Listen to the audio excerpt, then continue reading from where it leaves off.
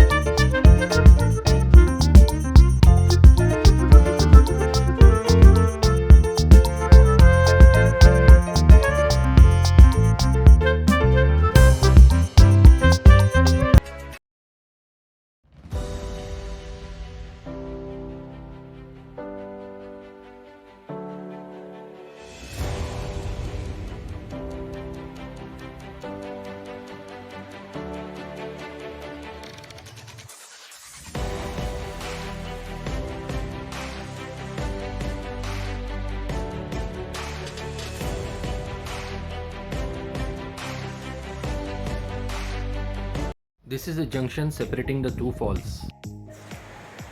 This is the primary waterfall going path, the secondary. Now I came back along the junction separating the two falls, and it was time to visit the larger falls.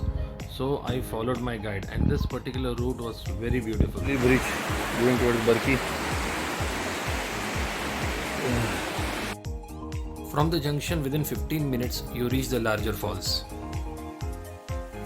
That's a beautiful Barki waterfall.